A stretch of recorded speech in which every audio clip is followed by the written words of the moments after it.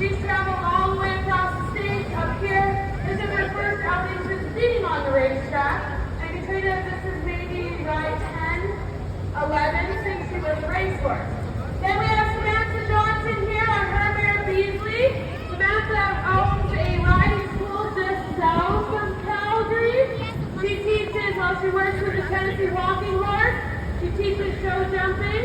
She also works on a ranch and cattle, so this mare does everything. Then we have your grandstand show right here. This is Rob Hines of the Hines family, who have been doing Calgary Stampede for years and years and years. Rob's family does cutting horse, reining horse, cowboy challenge. As you can see, anything on their horses goes. These horses are broke. Rob's going to show you a lot of the fun stuff that he does with them. The quarter horses are what you see at the rodeo. The thoroughbreds are what you will see running the chuck wagons. If anyone's going to chuck wagons tonight? Anybody? Yes? So good. So chuck wagons, you'll only see a thoroughbred racing on that track and only a boy. Quarter horses are what you will see strictly at the rodeo because they are bred for the versatility of the working cow. They have the muscles to sit on their bum, and your ranch horse. These are what you will see in our Western heritage that do everything. All right, guys, I'm going to let you warm up a little bit. So what I want you guys to look at Sam here. See the way this horse walks? This is a running walk. I'm learning this too. This is a running walk. So you have the quarter horse that has a shorter, smaller step because they can cover ground, but they don't have this huge, long stride.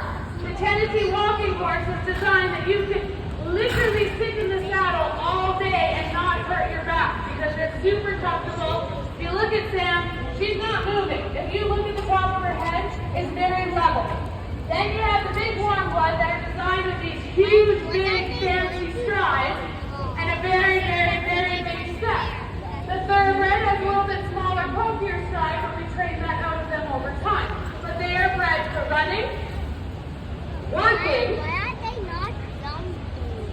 I want to eliminate. The Tennessee Walker bred for show riding and a little bit of endurance and the very comfortable ride, which makes great for a lot of people who have back issues, hip issues. They're a lot smoother to ride than these big glutes. And that's what I call them, because they are a food disposal. That's where they eat everything. The thoroughbred for their speed. Warm bloods are specifically designed for the war, because the thoroughbreds could be fast out in battle, but they weren't strong enough. And then you have your big draft horses that carried the artillery, but they couldn't go fast, so we needed something in between. So we bred the draft horse with the thoroughbred to get the warm blood. But the warm blood, because they have the big body and the speed and the agility of the thoroughbred, they turned out to be some of our greatest jumping horses because they had to also jump stuff out of the war. So it's a little bit of our info. Truly here is having a heart attack over the ball. He's never seen the ball. So we're just going to give him some time.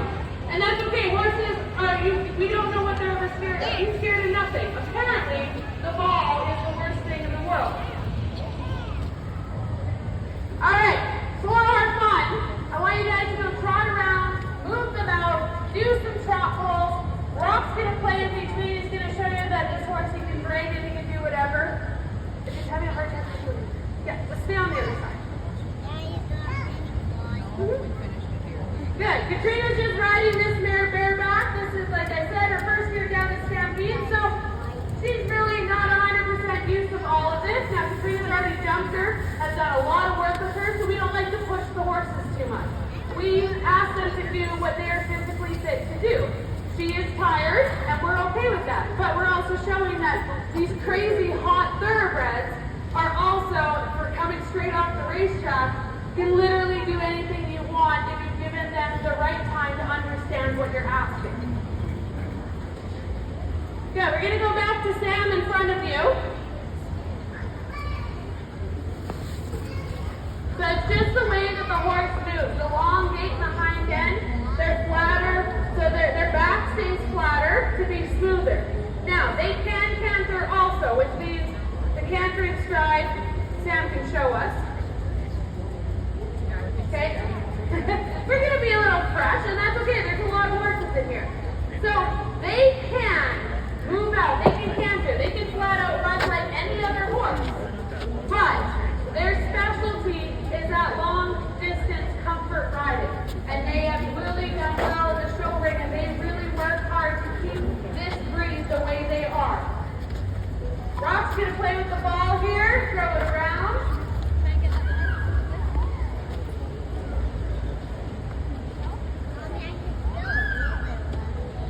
Now I do have to say the one special thing about a quarter horse is because they're bred for this ranch work and to be out working all day and doing anything, roping the calf, bringing the calf in, or the cow, or even bringing a bull in to treat it, they have some of the greatest minds in the horse world because they are so versatile.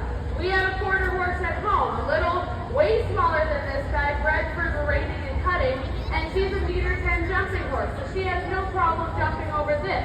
I would say the quarter horse is one of the most versatile breeds that you can get because they have been around for so long that they've been bred for specific sports. Good. We can get the girls going to the trot pools. There we go. Rock's taking the bridle off.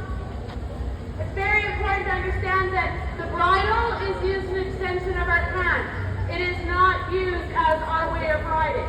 Horses should respect and understand what we ask of our body. It's all body language.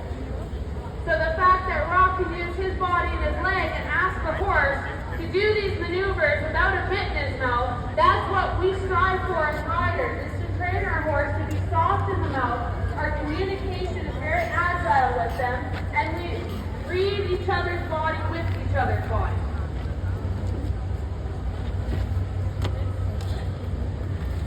Good. So what Rock's doing right now is he's showing you, he's going from one lead in the canter, which means they're leading with their right foot on the right lead, and changing it to go to the left lead. So their hind end follows their right. So it's like with humans, we can be more dominant with our right hand to our left hand.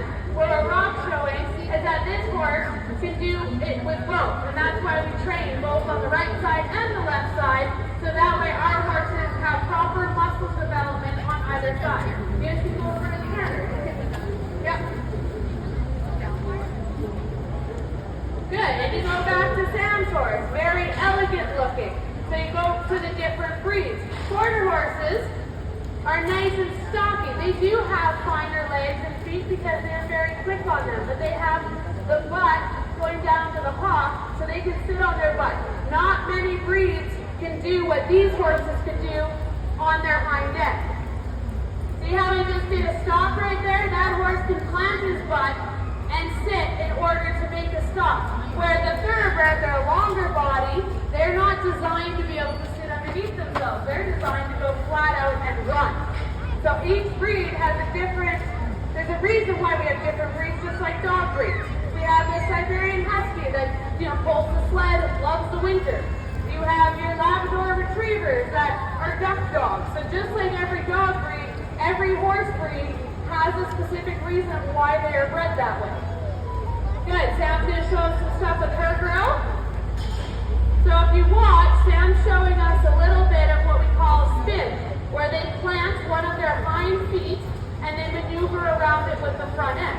It is a hard maneuver to teach.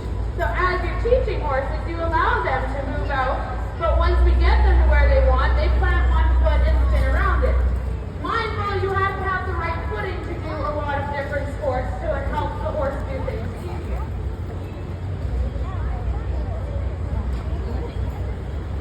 Good. Why don't we go to the right?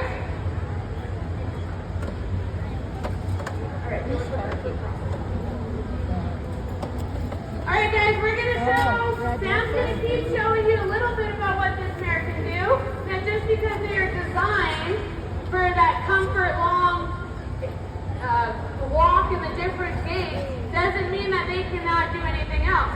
Sam used to have a horse, unfortunately, who had passed away, named Luke. Luke was one of the most amazing little, what we call hunter and jumper, but her horse was able, and you have another one? Sam has another walker also that does jumping. Now jumping, any breed can do it if you're willing to take the time to teach it. Just like any breed can do Western. It's just what you are training for. So Tennessee Walkers can jump, and they have no issue jumping. They go to big horse shows also. The quarter horse can jump. They all can do Western. If you're willing to teach them and they're willing to adapt to it, they can do anything. Any breed can do anything. There you go. Sam's going to show us right now. Look at that. Good job, Sam. So even in Western, like Western, we do not jump high because of the horn. It's different tack. So we don't want to push it high because the horn can't hook onto you for safety purposes. But you know, going up to the 2 foot, 2, 3 up to here, there's no issue with that. And then we have certain tack, and that's why it's designed for jumping, the way it holds our body and our feet in the saddle to go with the horse. Katrina, do you want to try coming over the crossrails? So Katrina's going to show us that, a bareback, that she's going to do it.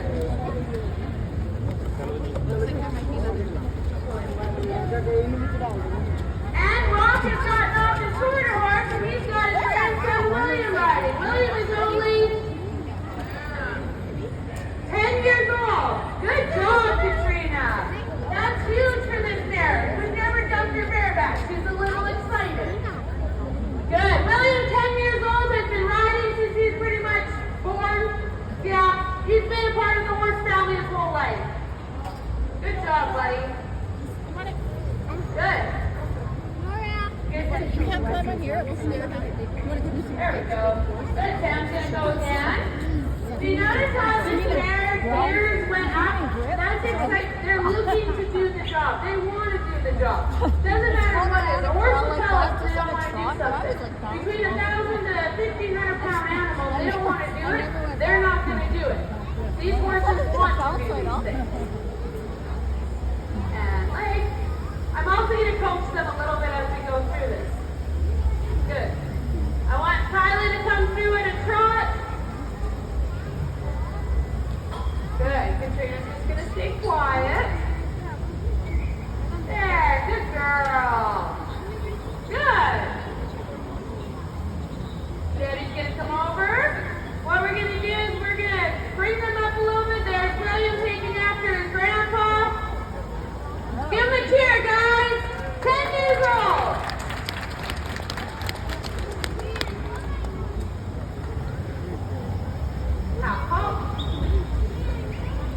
Good. Alrighty, William. William, can you show us how you walk over this? So, horses, or we can trot, whatever you want to do. When we take horses out on the trail or go bring in cattle through the bush, they have to step over logs. They have to be willing to pick up their feet. All of them can do it. And it doesn't matter if they hit it with their feet because they're designed to plow through stuff out of the bush to bring the cattle back home. Or for trail riding. 1, 2, good? Good, we're going to bring it one more time. Okay, horses can pick up their feet. There's nothing wrong with that, just like going through water. Just because horses can jump over water doesn't mean that they can't go through it. We just have to keep them going through. I don't knew they needed that kind of training. Alright, we're going to let the girls canter off the right. You good with that? Yeah, okay. Okay, off the right one at a time. And this is just what these girls do at home. We do school much higher. We usually have more jumps. But right now, just to give you guys an idea, to see the fun of it. There we go. Now this is what we would call a gallop. So it's faster than the canter. She's not taking off on Sam. Sam's asking her to move forward like that. Good. Debbie's going to squeeze that lower leg. Leg. Good job.